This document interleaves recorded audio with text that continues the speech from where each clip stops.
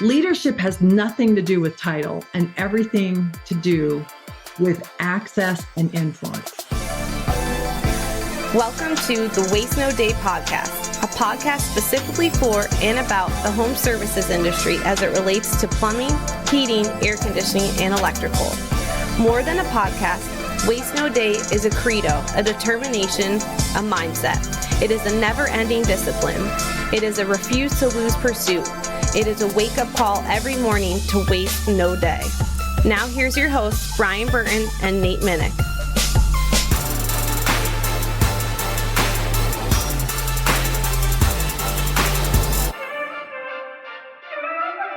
Hey, welcome to another episode of the Waste No Day podcast. Your host, Nate and Brian, looking forward to another great episode on this Monday morning or whenever you're listening. And we have one of our favorites joining us again. Miss Ellen Rohr is coming back on the show, and we are super excited to have her on. She is a blast and a half, and she is great to talk about all things trades. We're going to spend some time diving into things that we may not necessarily cover on a regular basis, things that may seem confusing to you, numbers, ride-alongs, and a whole lot of other stuff. We'll see where it goes, but it's going to be a good conversation because Ellen is an amazing person and has so much experience to share, and she's so willing to share it. Looking forward to this one, but before we get to her, we're going to spend a moment talking to you, just us, and we're going to start with a quote from Brian. Sales is not a dirty word. If you're not selling anything, you're not helping anyone. Ellen Rohr. All right, a quote from the guest. I like it. It's good. Yeah, Ellen's written a book or two or four, so it's easy to find quotes from her. Ellen could write a book on this episode just by the amount of information that she regularly shares. She's so good. Yeah, she's an encyclopedia of all things building people and building businesses in the home services. That she is. Yeah, and we're looking forward to that. But coming back to that quote, the sales concept, and we often talk a lot about sales and, the concept that nothing in the world happens unless a sale starts at first, right? And that's something that I've learned over the course of my time in the industry, and really coming from a perspective that was probably limited at best and certainly confused around the concept of sales and what selling is, and even like that dirty perspective, this is kind of standoffish.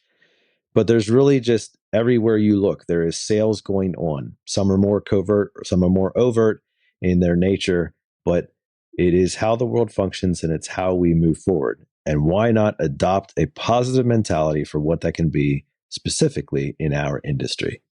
Amen. Was that like the intro lead up? You should just read her bio now. We can. I mean, nobody listens to this part of the episodes anyways. They just skip. That's true. Yeah. So somebody on Spotify commented, the same person on two different episodes, it said, first 23 minutes waste of time. The content starts at minute 24 or whatever. We've done, I think we did 2 separate polls in the Waste No Day Facebook group about should we make the intros shorter, longer, keep them the same, or eliminate them altogether. And number 1 was keep them the same at about 70%. Number 2 was make them longer. Oh my. Yeah, the shorter and the eliminate them almost didn't exist at all. Now, maybe it's because everybody knew I'd kick them out of our group if they press those. But Brian had his entire plumbing team vote. Right, you guys ready? All right, everybody vote on that first one. Go, make them longer. Make them longer. Yeah, and then we did. I think our first solo episode was the 7 Deadly Objections. Right. No guest episode. Boy, is that right? What a banger. I think so. Just came out on top. We should have retired after that. Brent Buckley was supposed to be the guest that day, and he texted me 45 minutes before we were supposed to go hot, Mike's hot, and said, he was just beside himself and was called out to go fly somewhere that afternoon.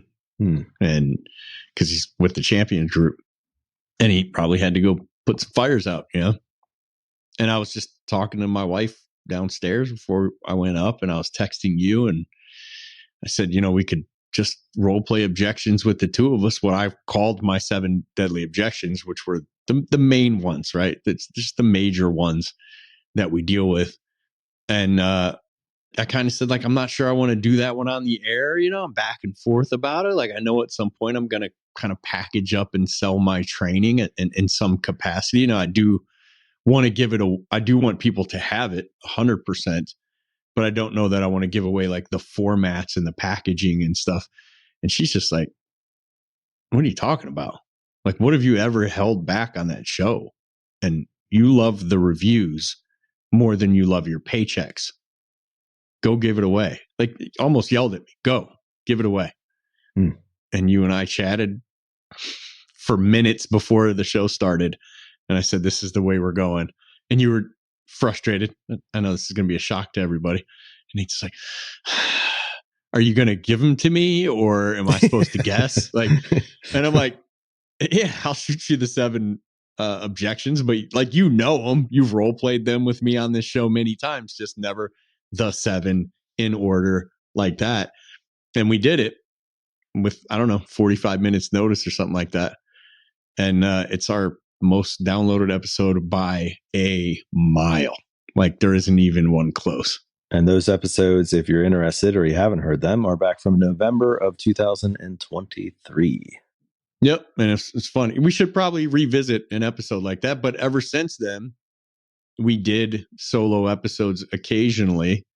And then we jumped in the Facebook group again. And, if you want to be more involved in the show, that's a great place to do it. The Waste No Day Facebook group.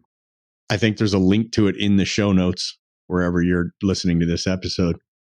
And we asked, should we do no guest episodes more often? Like, should we do them, once a quarter, once a year, never again, or what? And I think the number one voted was every 4th episode, right? That's the standard we've been using. Yeah. And then occasionally we get a reschedule and they slip more in. Flat out forget to book guests. And like, I got this long list of people to bring on the show, and like, I'll hit that list up occasionally. And sometimes I just forget. We've got an episode to record this week, So yeah, it's been a good ride. It's been a good time. I enjoy the guest episode immensely. Like, no matter what, we've had a very small handful of guests where I just went like, yeah, this was a mistake. And our process now is much more stringent. It's not easy to get on the show. And it's unfortunate because I get a lot of the people listening have asked me to come on the show, and the answer's been, sorry, man, I don't think it's an episode for us. Or you get through that little few minute phone interview process with me, and I'm like, I love it. And in some capacity, we're looking for somewhat dynamic that is going to hold the audience's attention. And this probably just isn't the episode. So it sucks to tell anyone no, because it's like, you've been listening to this show for 2 years and you want to come on. It's like, you're part of the show. You've been listening to this show in your passenger seat on your truck speakers for a couple years. Like, who have you listened to more in that time? So it's like, I don't want to tell you you're not part of Waste No Day, because you are. But we have to protect the 52 times a year we're going to be in front of this audience. It's like it's a tough call to make, but it has to be made. So we tend to let the audience decide most things, and most of the voting is done by not the first day's downloads, but the next 2 to 4 days. And that tells us how much the episode gets shared. Because when you're really excited about an episode, you pass it around and we can see it. There's a bar graph? I don't know. I didn't go that far in school. A Gantt chart. Yeah. Yeah. There's a chart that shows how many downloads. Now we can't see streams, unfortunately. So when someone just presses play, we have no idea. Like, there's zero mapping on that.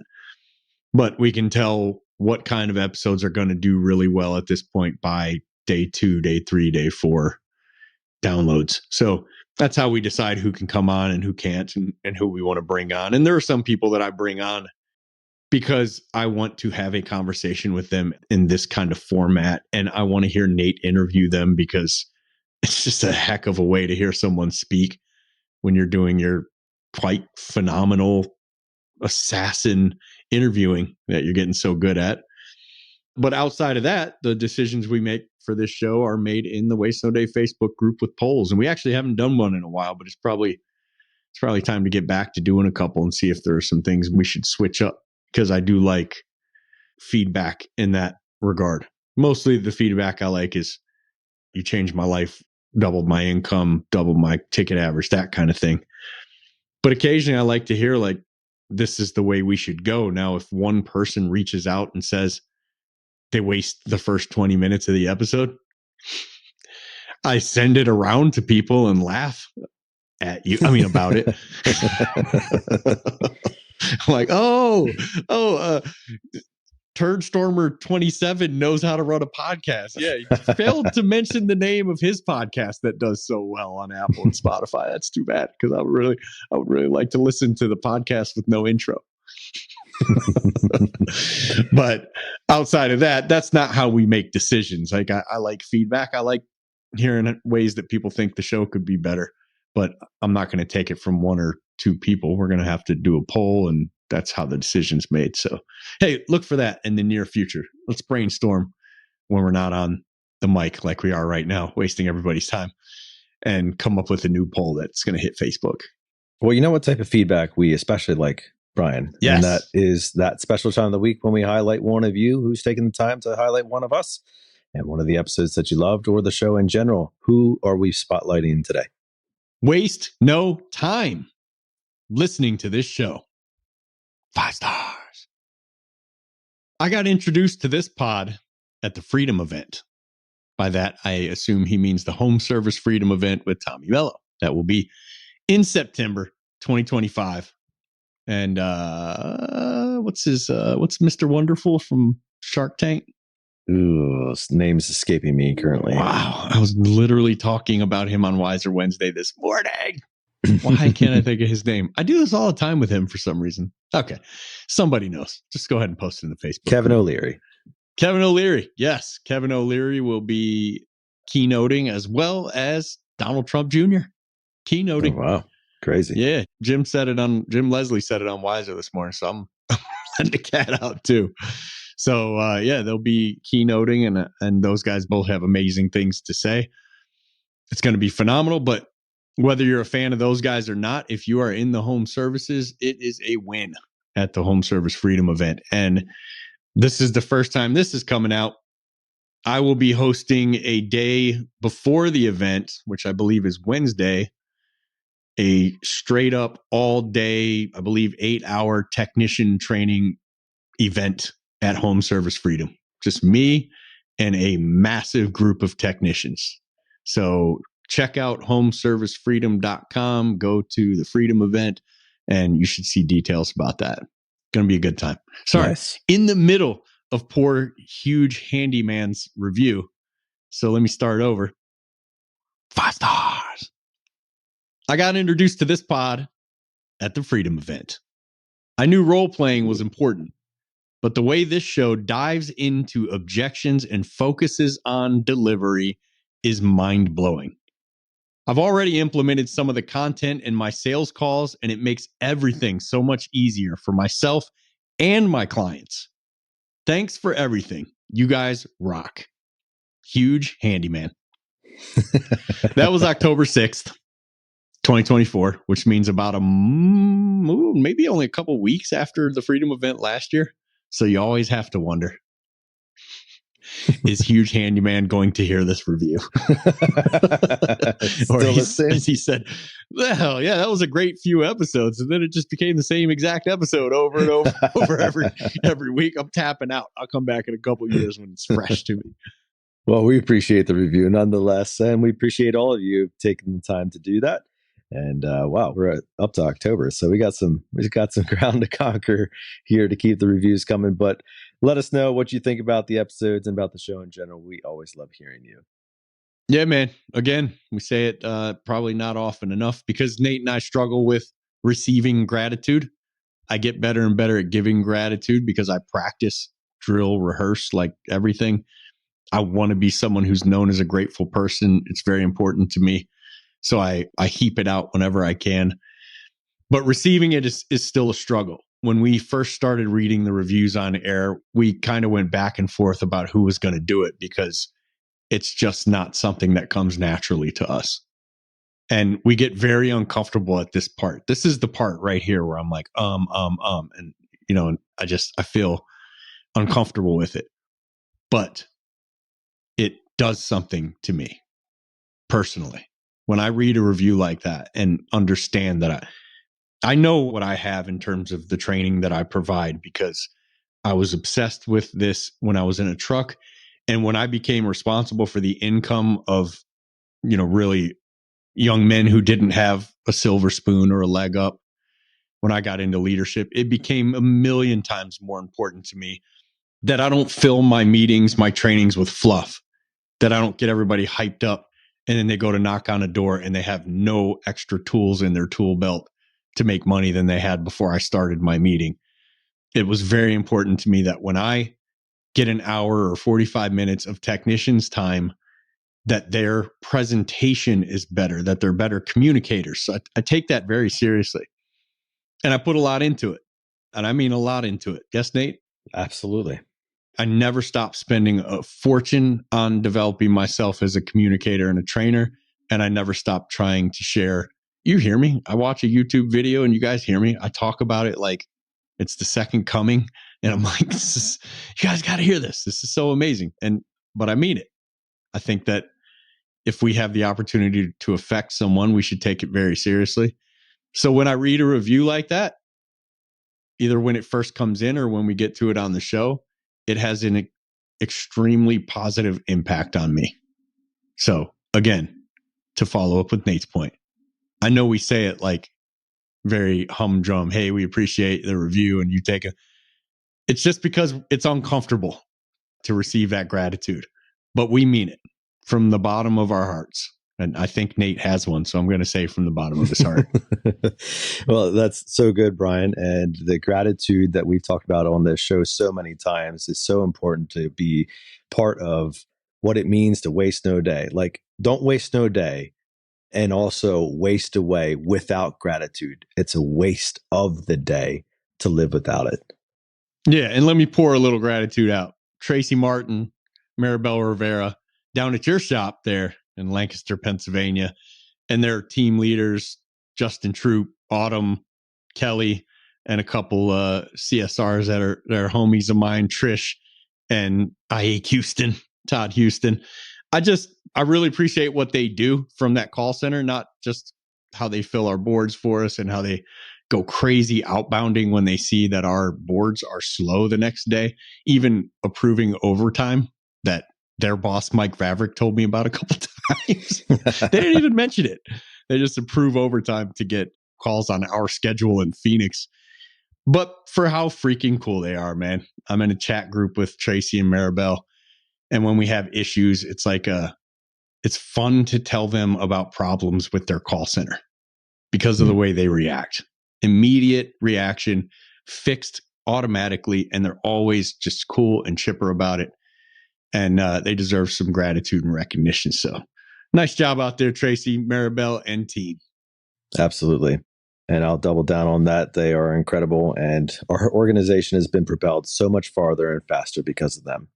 Well, I'll tell you who else is also a ton to talk with and talk to. And that is Miss Ellen Rohr. And it's time to put her in your passenger seat. Our guest today is Ellen Rohr. Ellen Rohr nearly sank her husband's plumbing company. It seemed like lots of money was moving through the company, but at the end of the month, there was never any money left over. With the help of great mentors, Ellen figured out how to fix and grow successful businesses. She teaches business planning and financial literacy, helping contractors make business simpler and more profitable.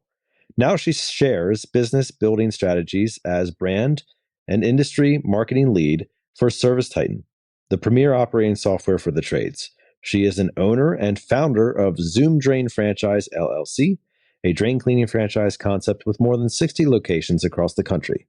And Ellen is the author of 4 unfussy business books: Where Did the Money Go? How Much Should I Charge? The Bare Bones Biz Plan, and the Weekend Biz Plan. She's also a blast to talk to, and this is the second time she's coming back on the show, so we're super honored that she is returning. Welcome back, Ellen. Hey, hi, Nate. Hi, Brian.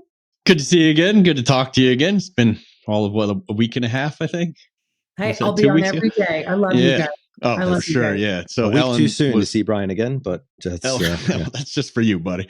Ellen graced us with her presence and energy and brilliance on Wiser Wednesday just a couple weeks ago, and it was absolutely phenomenal. I told her that she was, I think, the number 2 voted guest to have back on.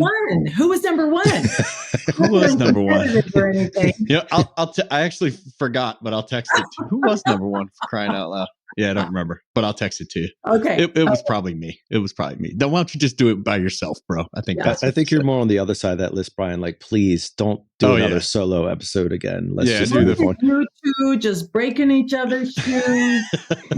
But we really appreciate it. If you're not part of Wiser Wednesday, it's just like Waste No Day. It's a flat out free video training every Wednesday morning. Everyone's invited. Send us an email at service@wastenoday.net. And we'll make sure we get you on the calendar invite. We don't ask anything of you. Love that. Yep. A great content there, Brian. And today's episode is going to be more of that as we talk with Ellen here. So Ellen, it's been a minute since you've been on the show. In fact, I'll pull up the episode here, but it's dating back well over a year now. And so we're excited to have you back on. And for those who are not familiar with you or who maybe missed that episode, or it's been a minute since they've listened to it, why don't you give us a little bit of a tour of your history? You have a very interesting one that's near and dear to our hearts in the blue, and also what you're doing now. So bring us up to speed. Well, I fell in love with the trades when I married my husband, Hot Rod, the plumber. That's when I figured out how cool tradespeople are.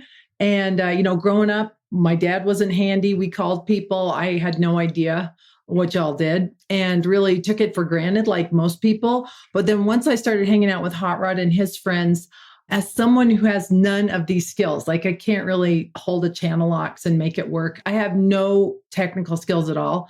If I were on that show Survivor, I would die. So I just have this deep appreciation for people who fix things and build things. And, starting with my husband, there is just so much honor in the trades, and I absolutely love tradespeople. And that's where it all started. And then we had a plumbing company. My husband's partner died early on at age 33, actually a work-induced, stress-induced health crisis, and he ended up dying, which is terrible. Don't do that. And then I raised my hand and I said, well, listen, I'm a smart chick. I went to school. I can help you. I'll count money. You turn wrenches. We'll get rich. That did not happen. I definitely lived that horror, which is the small mom pop shop, not making any money. And then through the help of like dozens of great mentors, always a shout out to Frank Blau, for those of you who are old enough to remember him. He's still around. I think he's like 97 years old. Wow. And still bossing everybody around. And he's the first one who kind of taught me, who did teach me that the balance sheet, the profit and loss, keeping score in business is important. And in fact, the reason why a business exists is to increase in value so that the owners and the good people who work in this company can make a great living doing this honorable work. So Frank's the one who it's not a hobby. This is an obligation, a responsibility if you're going to own a business to do right by the people who work with you. So Frank taught me that. And then I started to figure out balance sheet, profit and loss. And it was like I was born again. And I really started to how did I not know this? How do you not know this? Let me preach at you. And that's where my career has really been grounded in my own experience, figuring out the money, and then helping other folks do the same. So along the way, I've had just some really interesting adventures. And one was I was doing a seminar one day on how much you should charge, how to figure out your asset from your elbow. And at the end of that day, I was approached by Jim Abrams, and he said to me, how would you like to run the country's largest home service plumbing company? And I said yes. And my experience up until this point was helping Hot Rod run a 4-truck outfit out of our garage. So the point of this story is I wanted to see, as I was figuring out the money, I wanted to see if I had the chops to run a bigger company. I was really, I just had an itch to scratch. Hot Rod did not share that ambition. My husband, Hot Rod, is the most self-actualized guy I know. He does what he wants every day, and he has no interest in growing a big company. He likes to work all by himself. He's a technician at heart, and he is very well respected in the industry, primarily as a hydronics guy. For those of you who know Hot Rod, I'm Mrs. Hot Rod in his world. Yeah. So, Hot Rod and I decided not to work together. We had different ambitions, but this was an opportunity I was very excited about. I wanted to see if I could grow a company, and I made a zillion mistakes, but I was employee number 1 at Benjamin Franklin, the punctual plumber. There it is. All right. It makes me so proud. Not long ago, it was announced that, and now I'm at Service Titan, but it was announced that Service Titan is now the primary provider of the CRM that all of Authority Brands is going to use. What a big win that was for Service Titan, and I hope for the team and Authority Brands. Yeah, And for Benjamin Franklin Plum. Oh my gosh, because I remember the software we had, and I didn't like it. So I was really excited to see that as a win, and also what a full circle moment to see. Wow, the baby's all grown up. So that was cool. That was 20 years ago. I mean, that was 20 years ago when I left Benjamin Franklin, and since then I've worked with hundreds of companies. I've gone on about 200 ride-alongs. We're going to talk about ride-alongs today. And I absolutely love the trades in any way I can help. I started a franchise with my best friends, Al Levy and Jim Crenity, almost 10 years ago, I think 9 years ago. We have now 60 plus locations, and I color my hair because of it. And I'm really proud of what we've accomplished and humbled every step of the way. So no one I know has this all figured out. But if you're like me and you live long enough, you've got more wins than losses. It's a really great place to be in your career. And now I get to share. I love being on podcasts. Once upon a time, I just read the trade magazines, and they're still relevant. What's even cooler is we also have podcasts. So rich people tell you how they did it. And that's how I learned a lot of stuff. I also learned the very most practical, useful information by going on ride-alongs. And I want to share those stories tonight too.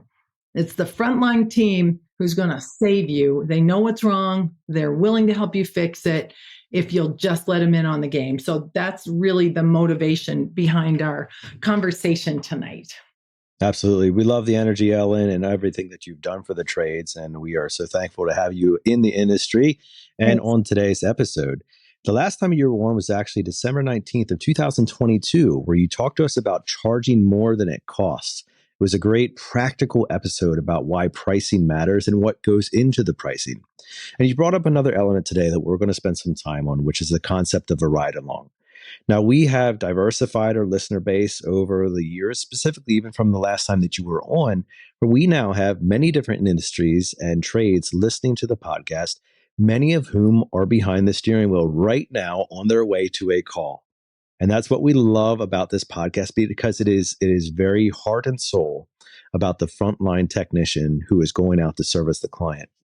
And you as an owner and a franchisor and so many other different aspects of the trades, you have probably a different perspective, not one of lack of appreciation for this behind the wheel, but a different perspective on things like ride-alongs and numbers and pricing and price books and all these other things that it takes to make the business run. In fact, you've built a career upon understanding and developing those concepts and making it easier for others to understand. And yet still from the frontline perspective, there is an element of confusion, an element of why should I care, an element of what does this even matter? Why, oh, great, another ride along. That's what I was looking for today. And this can come at the expense of results and certainly at the expense of growth. And so it's an important topic for us to dive into today for the frontline people to really understand the value of some of these things and how they can push you, the listener, farther faster than if you would be so standoffish like perhaps you are right now.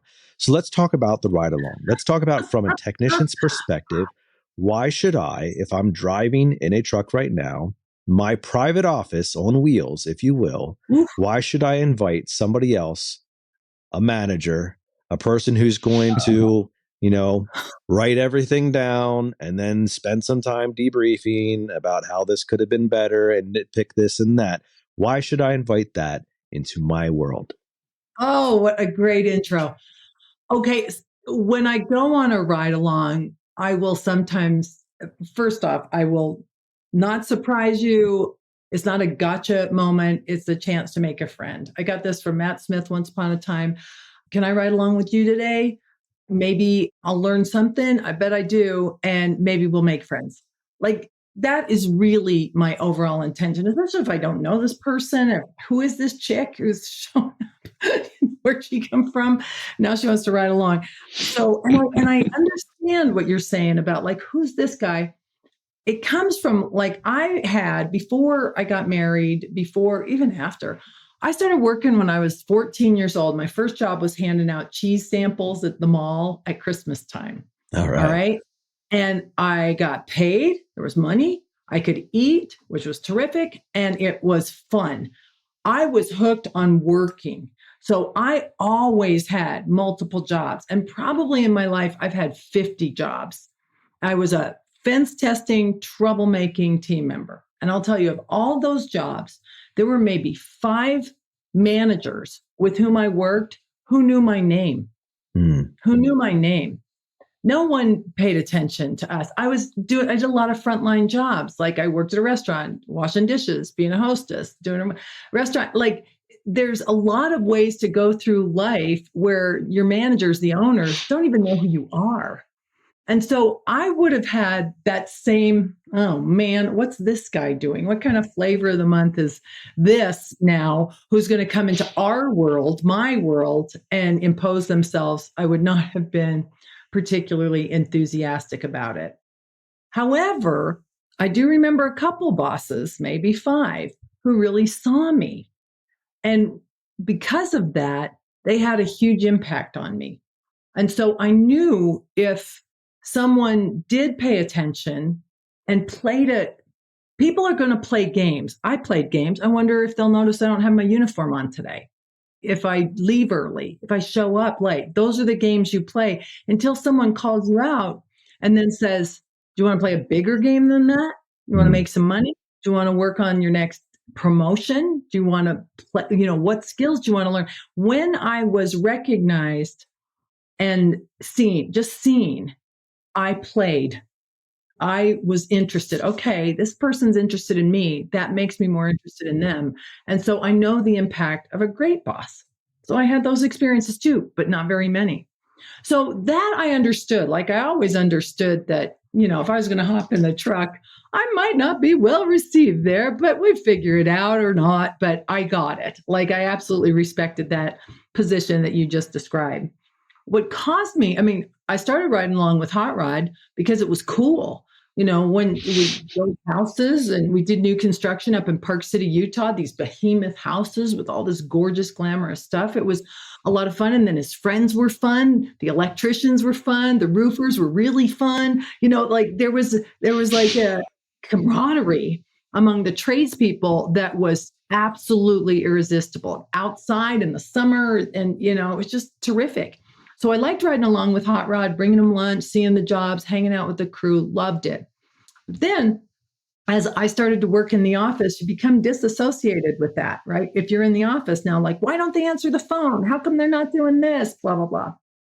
But when I started with Benjamin Franklin, I remember very specifically realizing I was in charge of creating this franchise. I bought Franchising for Dummies. I had no idea what I was doing. And so I would go to someone's shop, and I remember going to the Richardson shop, and this was franchisee number 2, and they had a really cool shop and a lot JR of guys. and Carissa in Dallas. JR and Carissa down in Dallas. We would not be a franchise without them. Shout out to those guys. And they looked me over and just thought, she doesn't know anything. We better help her out. And so they invited me to the shop, and I'm in the office, and I remember thinking, I don't know what I'm supposed to do. I don't know where to start. So I said, well, how about if I ride along? And I hopped in the truck with one of their guys. And this is where I started to figure out, everything we do should set up this person. This is how it looks. This person with Mrs. Fernwicke, the customer, to have a really good time, that this should be a good experience. And that anything we do that gets in the way of making this go well is a waste of time.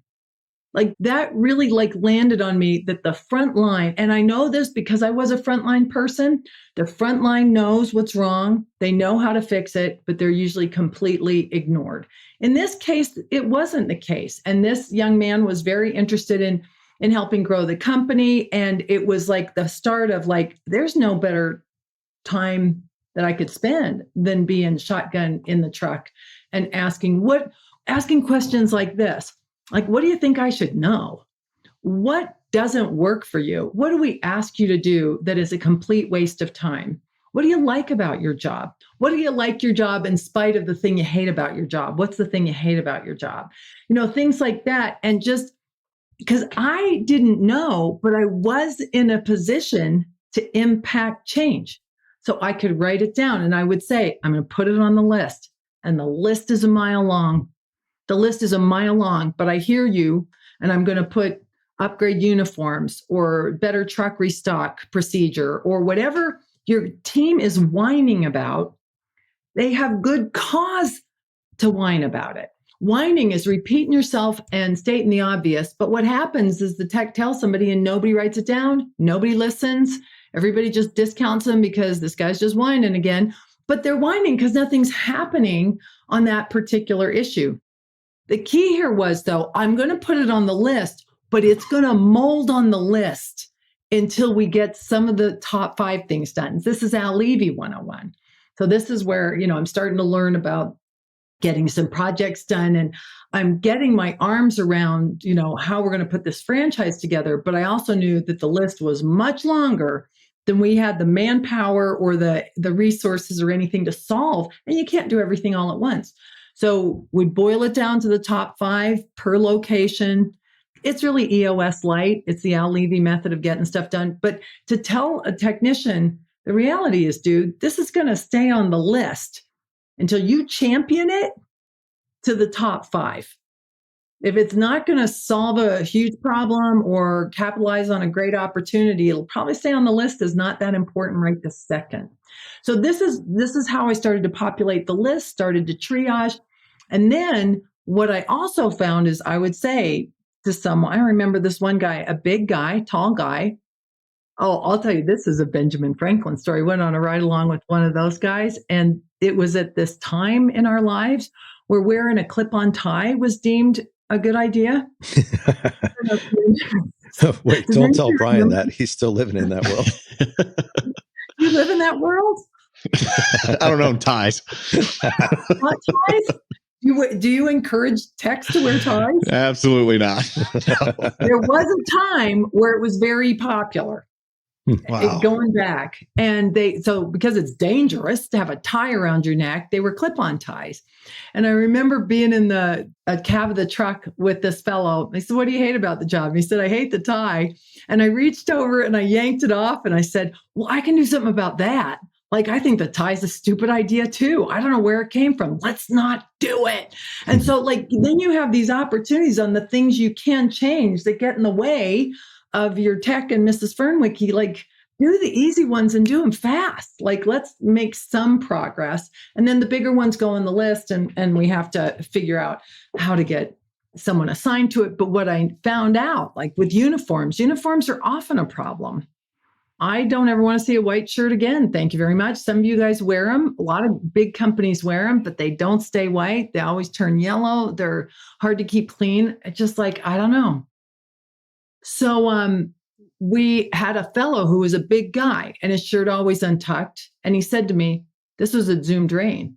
He said, "Why do we have to match?" And I'm like, "I don't know." He said, "We're never all together except for that dumb picture where we're all standing lined in front of the trucks and we have our hands in front of us like this." Yeah. He said, "That's the only time we're ever together. Other than that, why not make it like the Boy Scout catalog? If it's in the catalog, you can wear it." And I thought, why not? So at Zoom Drain, there are options for the tall, skinny guys, the short, bigger guys. If you can piece together something. Now, everybody still hates the uniforms, but they hate them less. Even when they get to pick virtually their own uniform. Yeah, Even though, like, But it's the still like majority of it's techs would still wear jean uniform. shorts and t-shirts if they had their druthers, and that's not going to Well, work, obviously. Tab Hunter, who followed me as president of Benjamin Franklin and did such a great job, he ended up starting the Surf and Plumbers, and they wore Hawaiian shirts and shorts and Vans, those shoes that you slip on, and they still complained about the uniform. So there's still going to be that. I would complain about having to wear a Hawaiian shirt and Vans. So yeah, I get it. There you go. There you go. So, no, just to say, like, a wine is usually based in some reasonable problem. And that riding along taught me that these are the people who are going to point out the way. Because if you solve the problems, what gets in the way of a service tech fully serving Mrs. Fernwicke, then we're on to something. Then we make life easier. We get buy-in from the guys, et cetera. I love the idea of just going to the technicians and saying, or any employees of any company from the top, and saying, what things do we do that we should get rid of? What is a waste of time? And then someone would tell me, well, you have to put the address in here and here and here. Don't you know where this person lives by now? Just little things like that where you don't realize. Now, Service Titan, now I also work with Service Titan as a brand ambassador. And the reason I'm there is because day to day, they really don't need me at Zoom Drain right now. And I have so much yet to give and do and explore in this industry that I love Service Titan. We use it. We should use it better at Zoom Drain. I'm learning a lot about how to capitalize on the Titan intelligence, their artificial intelligence, machine learning, automations, ways to make this relationship go better, right? Customer and team member. So if we have automation, it's easier for the technicians to not have to do so much housekeeping in the field. Like if you fully integrate a good CRM, then your techs are free and clear to serve the customers. That's the point I was trying to make before I got distracted. I'm an easily distractible person.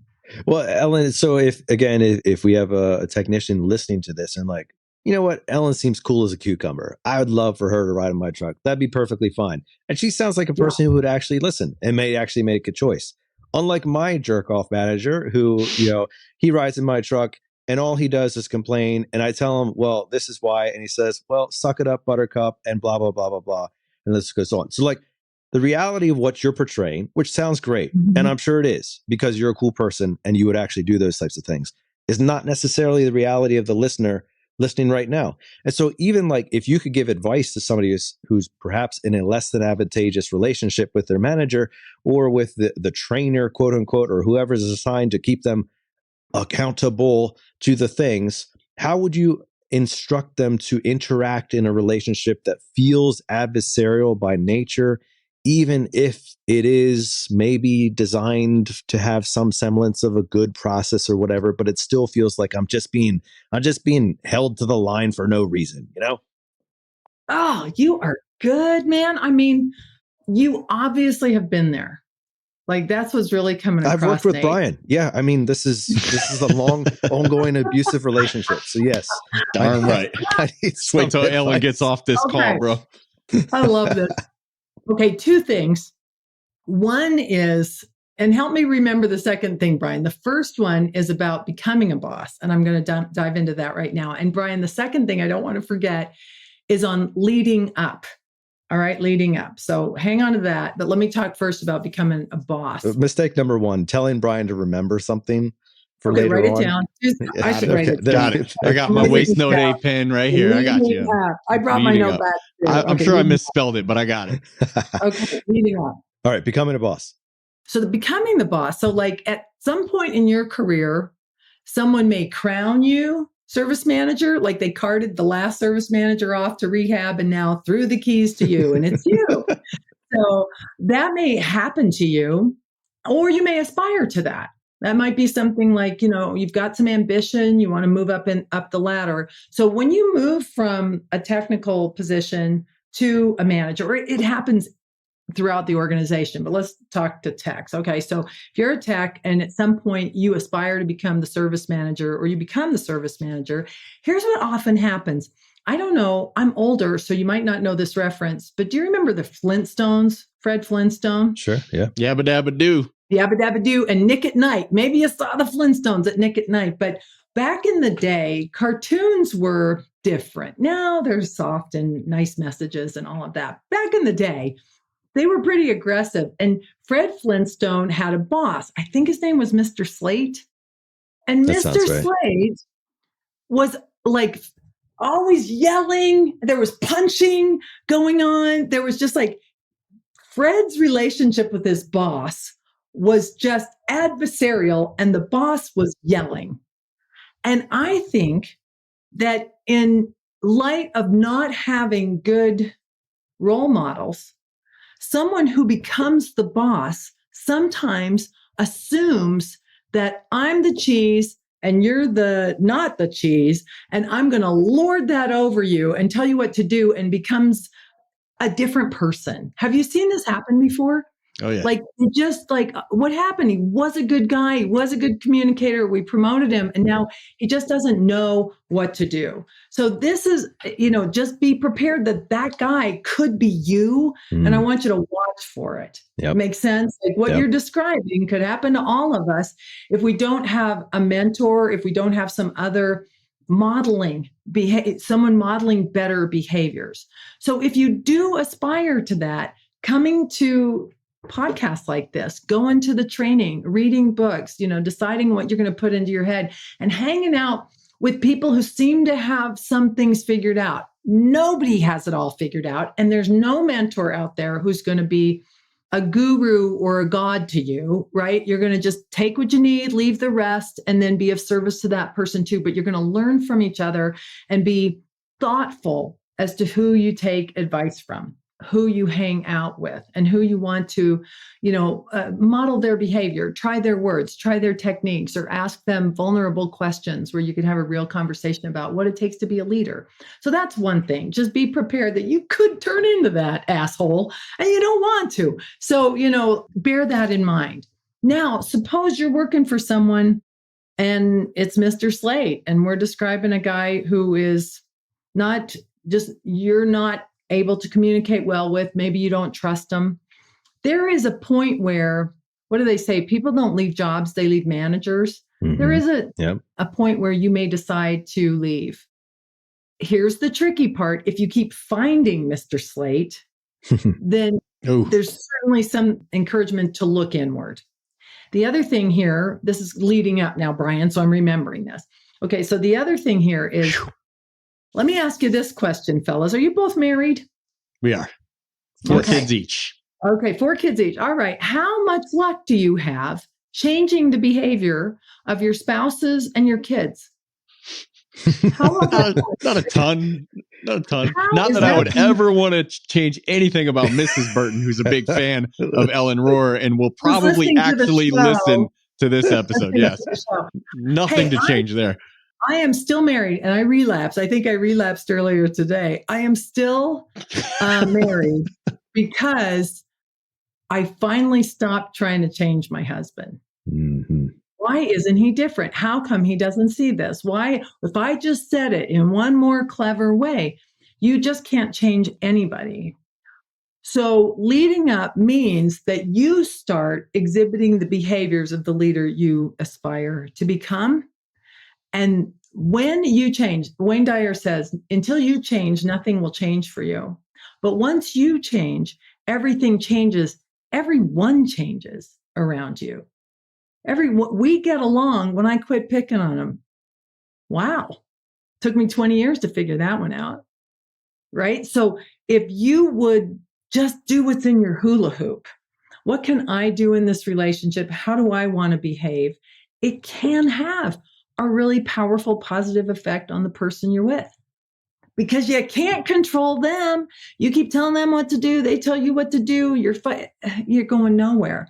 But when you say, I'm going to be the person, I'm going to show up right now best as I can to be the person I aspire to become, then that can have a really positive influence on the person you're with. Now, if you're being abused, and man, I got to say, I put up with stuff that I should never have put up with in my life, in my career. I should have left. And I should have been noisy about it. So I don't want you to stay in an abusive relationship or tolerate when someone else is being abused, right? However, sometimes people are weird and wonderful in their own way, and that might not be a prohibitive thing in your career. You may be able to lead up and have a good influence on the person you're riding along with. But Nate, if we have time here, maybe we could get into some of the practical things that as a service technician in the ride along setting, perhaps we could see how you could expand your career, your impact, your influence. Leadership has nothing to do with title and everything to do with access and influence. Yeah, and I think that's a good point and a great segue, Ellen. And one of the things that was coming to mind for me is the fact that, like, okay, so yes, we're not talking about the just horrible person of a boss. Like if you're in there, get out, whatever. Like, don't put up with that. Yeah. But let's just say that it's like a personality challenge, or let's just say that like you just don't feel like being nitpicked today because that's what it seems like to you. I think there's a perspective change that needs to occur, being like, okay, number one, am I a coachable person? Am I willing to be coached? Number two, what are the intentions of a person that I would accept into my passenger seat? Is there any element that potentially could be a positive or well-meaning intention? Okay, let's combine those things. I am willing to be coached, and this person does have an element of redeeming qualities that they are trying to provide some type of assistance to me in. Okay, if we can start there, it changes the game completely. Regardless of whether you have aspirations of moving up or not, you at least have now aspirations of improving, which is a significant departure from perhaps a lot of attitudes of just, you know what, let me do my own thing and get out of my way. Okay, Yeah. well, where does that typically get you? That gets you in the place where you've always gotten to, which is not necessarily a good one. But being coachable and inviting people who have positive intention in their coaching to help you improve, whether it seems like it or not at the face value, will improve you as a person. And then there's the elements that go into it behind the scenes. And we can get into that, which is what you're talking about there, like the reasons why, and what will this do for me? And why should I care about that price book item that you really want me to select opposed to this one, right? And we get into the nitty gritty of that. So help us understand, okay, if I'm listening to this, I'm like, you know what? All right, my manager, my trainer, my team leader, whatever, they're not a bad person. They're not abusing me. I just don't necessarily love having somebody in my passenger seat. Help me understand where we go from here. Okay, so this is going to sound like blasphemy, so get ready. If you are winning, if there is a communicated minimum acceptable level of performance, and you're hitting those statistics, you have to bring so much in for this truck to keep this truck. I think that's a reasonable thing. Like if you don't bring in enough revenue, you either get better and start to bring in that revenue, or you run the risk of losing your truck, and we'll give it to someone who can hit those minimum. Wouldn't it be nice to know what that is? Wouldn't it be nice if someone talked real to you? Again, this may be stuff that's outside of your control, but this is what I've learned over the years. So what is the minimum acceptable level of performance for sales, for close rate, and even for customer complaints? Like you can't have someone complain about you every job and keep your job. There should be some, but not too many statistics. And there are a lot of guys out there who I've heard people talk about them having a bad attitude. And then I've gone on a ride along with them and they are like dissing on their boss or whatever the whole way to the job. And I'm like nodding. And then we get to the job and they turn into like super tech. They're nice to the customers. They're doing everything you want them to do.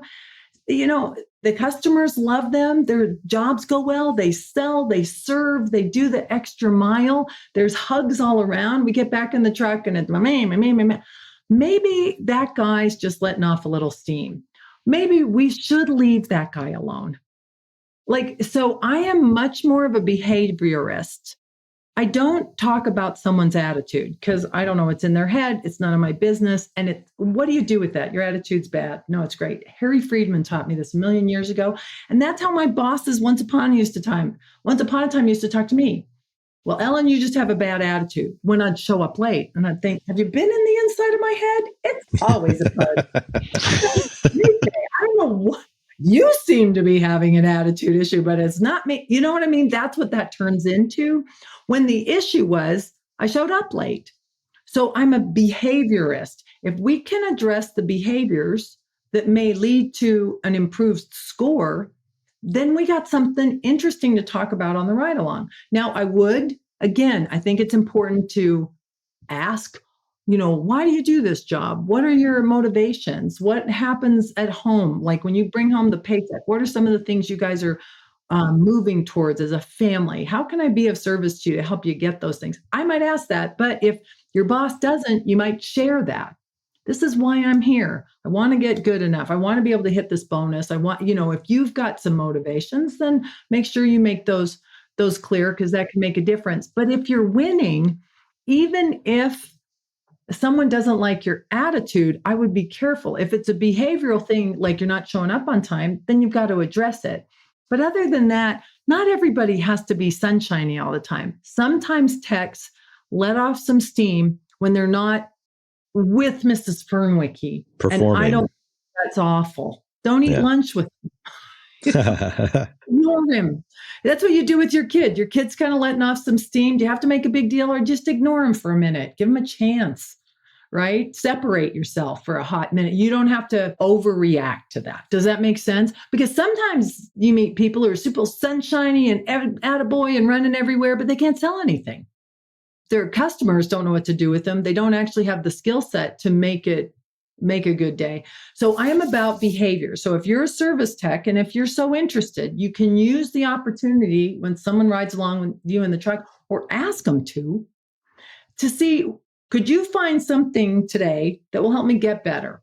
And what I will say to a team member when I get in the truck, or if I'm visiting a shop, hey, I'm going to make a friend, I hope, today. I know we'll have fun. I know we'll have a story. I'm certainly going to learn something. And if I see one thing that could make your life easier, could I share it with you? And they usually say yes. Yeah, but make it one thing. Or you might say to your boss, I know you have a checklist of 80 things over there. May I ask you a favor? Could you give me one thing, one thing to work on today that might help me? Because Nate, you said, are you coachable? This is what I look for in a ride along. So if you're a service manager, listen up. If I notice, these are the two most common things I've seen in my ride alongs. One is they don't do any kind of diagnosis. They go straight to work, and they don't have any kind of basis for offering good prices and solutions. Then it just kind of steamrolls. So like there's no diagnosis that leads to a presentation of options and prices. That's one. Another one is that they never shut up. Never shut up. They say, okay, Ms. Fernwicke, it's going to be this, if we do this or this, and we could do this. You know what? I bet we could give you a discount on this. And they're like, discount? Where'd that guy do? Now this is happening. And now or if you want to ask your husband and just call us back, or, that'd be great. Now we're out the door. And you're just like, what happened here? Have you ever seen this happen? Somebody just talk themselves right out the door. That happens. So there's going to be some behavior when you as a tech are doing your job. And if you could ask for someone to give you like one behavioral thing, not you got to want it more, not you got to, it's your attitude, just give them something constructive. Like Al Levy says, when you ask for the sale, bite the inside of your lip until they talk next. That's a behavior that could really change someone's performance. Are you with me? So you might then say, okay, I want you to watch for something. Now, Brian, isn't it important to have some kind of a sales process? Isn't that why you do what you do? It's everything. It's everything, because there's a little close rate at each step of the process. A good setup, meeting the customer. How you doing, Mrs. Fernwicke? And then they invite you in the house and their arms are relaxed and they're starting to breathe a little. That's a close. Okay, we got in the house. And then, you ask to do a diagnosis and they let you. There's these little moments throughout the job, and there's going to be something that you could address. And this is where, Nate, if a technician attempts to change their default behavior on the next call, even if it doesn't work, even if they don't do it very well. Now we know he's coachable. He knows he's coachable because practice doesn't make perfect. Practice makes permanent. So if you've been a service tech for 5 years and you've gone on 5,000 service calls, you're on default. One of the comments someone will say, well, when you ride along, I behave differently. If I just get them talking and relax, they're really on autopilot. I can see if someone's ever put booties on before. I can see that they're meticulous in their truck or the way they gather stuff up the same way. You can see if they've just got organizational issues or if they're pretty tight with organization and that what their thought process is. Practice makes permanent. When I ride along, I can see what a service tech does on default pretty easily. Sure, I make them nervous. I tell you what, I went on a ride along once with a friend of mine. His name is Scott Hart. I love him so much. And plumbing professors. By the way, his email is shart, so shart at plumbingprofessors.com. Literally the best email on the planet. I love Scott so much. Scott stutters. And when I rode along with him, if that makes you nervous and you are someone who struggles sometimes with stuttering, it can make it more apparent. So I go on this job with him and I'm like, oh man, I don't want to make him uncomfortable. But what I'd learned from Scott is that he had overcome this seeming disability, which turned into a superpower. The guy's a beast because he didn't talk very much. What he would do is describe. He'd draw, he'd point to pictures and say, this is what we're going to do. And because the customer also wanted to communicate with him, they're leaning in. But we were on a job together. He sold like $3,500 worth of stuff. I don't think he said 25 words. So I thought, oh, talking less is good. That was helpful. So in any event, when you're riding along and you're there to help or just one thing is a lot. Most of the service techs that I've ridden along with are 1 or 2 behaviors away from winning. 1 or 2 behaviors away from winning. Now, if you don't want to change and what you're doing is working and where you are in your life is fine, I would say leave that guy alone. I would say, listen, you know what? I'm just not up for a ride along today. Maybe your boss will take that. Maybe they won't. But on the other hand, having someone in your truck is an opportunity to, 1, find out more about what happens inside the office. Like some people will just say, well, tell me what happens is, how did you come up with this price book? Why do you ask us to do this? And sometimes they'll say, I don't know. It seems like a waste of time. And they're like, it is. Or other times they will say, I wish I didn't have to ask you to do that, but here's why I need you to do that. To your point, Nate, a lot of times if the service technician doesn't pick the right task, the information in the price book associated with that task goes through Service Titan over to QuickBooks and lands somewhere on the balance sheet in the profit and loss. And if they don't pick the right task, it'll give us bogus information. So then we'll say, well, the HVAC install department isn't doing very well when the data's bad. So a lot of what I've done in my career is ask, is this right? Do we know it's right? How do we know? I'm working on the financials. I'm an inside person. But what I found is it's the frontline people, the techs, the dispatchers, the call takers who emanate the data that we're now making these big decisions about on the balance sheet and the profit and loss. And if there isn't an understanding of how what they do affects the overall scorecard for the company, it can be a problem. So it's not that I'm picking on you, it's that I need this data. And here's why. Being in the truck allows me to have those conversations. And if someone's riding with you in the truck, ask them those questions. Does that make sense? It does, Ellen. And it's another perfect segue to where I want to pivot here as we draw our conversation kind of to a conclusion. Oh, no, I don't want to go. Don't. We have so much more to share. We sure do. And two-parter coming. Here's an example. Steve Jobs and Steve Wozniak both created Apple. Now, Jobs was very well known as the visionary, as like the design, as the user experience type of guy. Wozniak built the first computer. Like he built The the first integrator. Apple. He was Yes. technical. And these two clashed. And yet the brilliance of the relationship and the healthy tension made the thing go forward, made it work. But you had this very two diametrically opposed perspectives and skill sets, probably personalities, all that type of stuff working together. And the reason I bring that up is because to some degree, there is this concept of I don't really understand what you do or why you are valuable between the field and the office. And it's like this curtain exists that neither one on each side of the curtain is willing to peek behind or really even understands. Maybe they don't even care. It's like there's a wizard on the other side of the curtain and they just keep saying stuff and I don't really understand. So I just kind of tune it out and I do my own thing. And on the other side of the curtain, the people are like, well, why don't they listen to us? Like, this is so important. There's so much value here. If they would just do this, it would make life so much better. So like, again, a lot of our listeners, frontline people, they might have no relationship whatsoever. They might not be able to list a singular person's name outside of their direct manager. They just know, oh, there's people in the office and they do things. Or they may have a negative perspective, meaning like, yeah, there's a bunch of losers in the office and all they do, their entire job description is to make my world harder, to make my life more painful. That could be the perspective that we have right now. Hopefully it's not. But if it is, and we're trying to bring some level of healing or some level of understanding or some level of Wozniak and Jobs and being able to understand like, hey, the two of you can be different in personality and job description, but together you make it work. Where do we begin with building that bridge? I'm going to come back to the ride along. I love ride along so much. Don't you think it would be adorable if the dispatchers rode along with the service techs?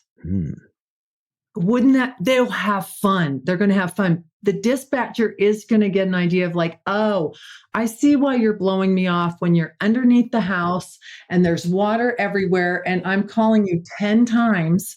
Where are you? You're going to get a feeling of understanding. And what if the service tech actually sat next to the ringmaster, the dispatcher, and watched that nonsense go on?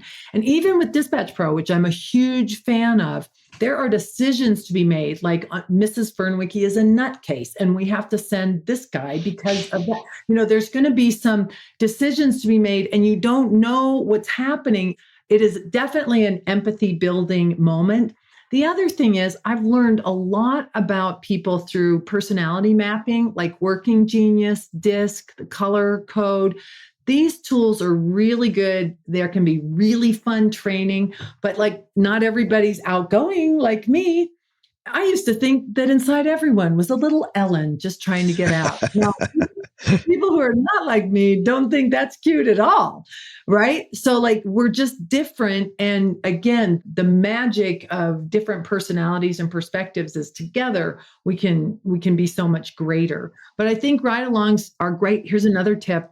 And we've done this not nearly enough at Zoom, but it's always been fun when we do it. Bring your partner to day work. So whoever's waiting for you at home may not also understand what you go through during the day. And it's always been a smash hit. So t-shirts, and we make a big deal with pictures, and we have a lot of fun, but you bring your partner to work and they ride along with you shotgun and help out and take pictures and send it back. It's kind of a high energy day across the board, but it's a nice way to give your family an understanding of what you do every day. It can be really cool. That is cool. So Ellen, as we're thinking through some of these concepts and bridging some of that gap between what the office does and what the tech does in the field and stuff like that, if we were to simplify, when you were talking about ride-alongs, so many times as a manager or as a coach or something like that, we have a laundry list of things. Like here's 1,000 things that I'm going to be reviewing today, and I'm going to check and make notes on every single one of them. And then I'll provide you with an analytical report about all the things that you did wrong on this call. And it's going to overwhelm you and you're going to throw it away. And both of us are going to be frustrated. Yeah. If we use that same concept of like, here's one thing where you can make improvement and this will change here, here, and here. And we use that same, make it simple. And we say, if a technician could focus on understanding one thing about what the office does or why they do it this way, or how the financials work, or why this piece of, Titan or your CRM is set up this way, and why it's important to focus on these things across all of your understanding and all of your observations and experience and all the people that you're talking with, and even in your role as a brand ambassador for Service Titan. Where do you see some of the most common either ignorances or rejections of even trying to understand whatever is going on over there in that building compared to what's going on in my van right now? Where's a great place to start so that I can, number one, better understand, like, these people aren't out to get me, and number two, potentially consider, like, hey, if I ever want to actually exit this mobile office and have one with a desk, here's some things that I should start learning about. The phrase that came to my head as you were sharing is, to the man with a hammer, everything is a nail.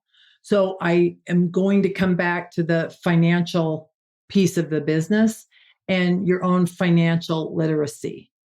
All right. So there are two ways to develop financial literacy. One is, what does it take for a business to survive and exist? And if you go to ellenrohr.com, ELLENROHR.com, and if you want to share it in the show notes, on my splash page of my website, I give away the book, Where Did the Money Go? And it teaches you what's a balance sheet, what's a profit and loss. And if you are interested in your own career, that's going to be my third piece of advice here, is that your own career. So hang on to that. But if you're interested in developing yourself, or maybe I do want to start my own business someday, this is essential information, and it can change your life and so many others just to know what the basics are of a balance sheet and a profit and loss. It's beautiful. It's not that hard. The words are weird, but you can learn it. And if you learn it and use the company where you are currently working to learn it, you're getting a PhD level of business information. You could learn how to run a business. The second thing is your own personal finance. Probably everybody's heard of Dave Ramsey, and I'm kind of an ageist. He's had his time in the sun. I like young people. There's a guy named Ramit Sethi, Ramit Sethi. His book is called I Can Teach You to Be Rich. He has a reality show on Netflix that's terrific, but he has a fresh approach to personal finance that I think is just wonderful. And so again, understanding your own stewardship, like, why are you working? Isn't the number one reason to put food on the table? There's other reasons. And that, as a skilled technician, you have a lot of options, and the people you work with and the opportunities presented are all going to play into it. But figuring out how, where the money comes from, where it goes, how to hang on to it, how to grow it, how to make more of it, that can really help you and your family. So I would encourage you as a service technician to take seriously your own financial literacy. And that leads me to my final tip for today is, even if you have a great boss, your boss is busy. As a consultant, most companies are jammed up at the top. These are the people who are maxed out. The owner, the managers, they're just up to here. It's not that they want to blow you off. They just don't have any time. They don't have time or energy. What I've learned in my career is that if I want a position, I'm going to figure out how to get it, and I'll map my own career. And I do that by figuring out what my boss needs and wants. So what do they want? And if I can help them get what they want while I get what I want, I'm going to be able to move up the ladder. But don't count on anybody to map out your career for you. It's never going to happen. If it happens, it's a miracle. Not that they don't want to, it's just that they don't have time and energy. Does that make sense? So if you decide you want to be a service manager, what does the current service manager need? Do we need to get bigger? Do we need to train people? Do we need to expand? Does he want to retire? I'm going to find out what's needed and wanted, and then figure out the way I'm going to get what I want by helping somebody else get what they want. Like Zig Ziglar says, Zig Ziglar, yep. You want, if you will just help enough other people get what they want. Never in my life that's the best advice I can give you. Opportunity is going to come knocking. But even when I was at Benjamin Franklin, they said, you want to run this? I said, yeah. And then I had to figure it out. It wasn't like they said, here, Ellen, let me coach you every day with what you're supposed to do. That's not how it goes. But if you accept that responsibility, you can create a dazzling future for yourself. We had Lieutenant Colonel Scott Mann on here not too long ago, and he has a book called Nobody's Coming to No one's Save You. coming to save you. I was just thinking of him. No one's coming to save you. And that's the quote that just kept popping into my head, is like, it's laziness that's you sitting there waiting for somebody to tap you on the shoulder to map out a career. And when I say you, I mean you listening, I mean me speaking, I mean Nate at some time, and I'm sure Ellen at some time. It's this feeling of laziness and a little bit of entitlement where, why hasn't anyone mapped out my life for me yet? Like, I'm sitting here with all this raw talent and nobody's choosing to develop me yet. It's like, that's not how it works. Yeah. And then so no one's coming to save you. In fact, I said it on the Australia trip. No one's coming to save us, kids. They're in the US. They're 17 hours behind. We are on our own in country at this event that we put on. It was so good. It was so much fun. But, that's a very liberating stance. You don't have to depend on someone coming to save you. You could figure things out for yourself by helping the brother out. Like, what do you need? Let me help you get it. And then I can do what I want. Over and over again in my life, that has worked. And so I will encourage you to do that too. So yay. And it's a great book, and he's a cool guy. Yeah. We love that guy. Yeah. Well, thanks, fellas. I hate to. We're over time already. Oh no, not at all, Ellen. Who's gonna listen to a podcast that's over an hour? I'm glad you're listening. Well, we're two eyes here, Ellen. Now Nate's a C, so we would have never noticed the time was going on. I'll go for 4 hours if you're going to keep talking. I mean, I don't think I've ever had so on point a depiction of what it's like to be a service tech. Like you love these guys and you feel for them. You made sure we wasted no day here today. Well, appreciate that. Mic drop. Well, there goes the quote. Well, hey, Ellen, if people love what you're talking about and they're interested in learning more about you, maybe Zoom Drain, maybe your role in the Service Titan world, where can they get connected with you? EllenRohr.com. Again, you'll get the book there, some information. I usually keep it in touch, and follow me on Instagram. So Ellen Rohr, ELLENROHR on Instagram. I'm getting better at just connecting people. I'm a brand ambassador now. Yeah. So there. We'll have to sign you up for Waste No Day brand ambassador, Brian. There you go. She is in the Waste No Day Facebook group. And she's finally actually using Facebook, which is awesome. I like Instagram better. I do. I like Instagram. I like TikTok. I do. But Facebook, I don't know. LinkedIn, I like. I'm trying to do better there. I'm also in Tommy's group. I do sessions in the Home Service Freedom. Yep. Same here. I'm all over the place. As long as you give me a soapbox, man, I'll stand on it. So have me back. We'll do part 2. We love that. Absolutely. Yeah. I love you. I love you, dear technician. Thanks for taking care of us, for keeping us safe and disease-free and all the other good things. That you were a blast to have in their passenger seat today. That's for sure. Yay. Okay, good. I'll come right along with you. Reach out. Let me know. I'll come and visit you. I love that, Ellen. And to close this out here, I just have one final question for you, which is a two-parter. So as you've been in the industry for a long time, and you've seen hundreds of companies, thousands of operators, you've seen technicians, good ones, bad ones, big business, small business, the whole deal. As you reflect upon the historical review of all these different industries and technicians, what is the one thing that is commonly lacking that would make us all better? So that's part one. And then as you reflect upon the future, meaning you're also very future oriented, you're a brand ambassador for a very large CRM, which is adopting AI and all this stuff. As you think about where the industry is evolving to from where it has been, what is one thing that we should be focusing on as we look forward? So 2 parts. Right now, what is the common thing that most of us need to work on to improve, to get better? Frontline people dive into this right now. This is where I commonly see people missing the point. And then as we're thinking future, where's the industry going to evolve? Where are we going? What should I be looking towards? The first one, and I'm going to cry, is just grace. Just give yourself some grace. You're okay. You're doing fine.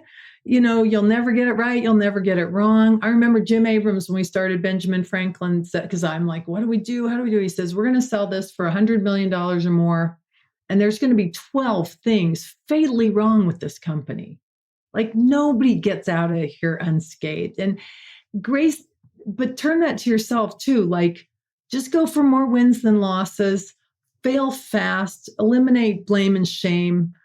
Just pick it up and let's keep going, and provide that to your team members too. You don't know what they're going through. Like give yourself some slack, give yourself some grace, and give others some grace. I think that's a lovely word, and I'd like to move there faster in my own life. Mm. And then the second thing is very practical, is pay attention to the money. There are opportunities in this world right now in the trades that I couldn't have dreamed of. 40 years ago, I traveled the country to look at a $5 million shop because it was iconic. $5 million is a Tuesday for some companies now. Mm. And that doesn't mean you and my husband Hot Rod is a good example. You can make money as a one-man band. You could make money as a small shop. You could be a super specialist where, again, we just do drains. How cool is that? Or you could be someone who buys companies and all different. You can do anything in the trades. And there is so much wealth and opportunity right now that I never could have imagined that you have as an opportunity to create a really great game for you and the people that you work with. So embrace that. That's kind of the practical part. Like there's some money to be made, games to be played, empires to be built, and lives to be developed in the trades, whatever you want. And then just be a little easier on yourself as you go. So good, Ellen. Ellen Rohr has been our guest today. Thank you so much for joining. Wait, sorry to interrupt, bro. I'm coming over tomorrow. We're doing it again. we were finishing up Wiser Wednesday, and one question got asked in the comments that we never got to. Oh, okay. And I wanted to cover that this evening if possible. So Jack Johnston from our shop had texted into the group, on all the ride-alongs you've done, if you could average it out, what's the most common piece of advice you've given to a technician that really changed the game for them? It's to be quiet.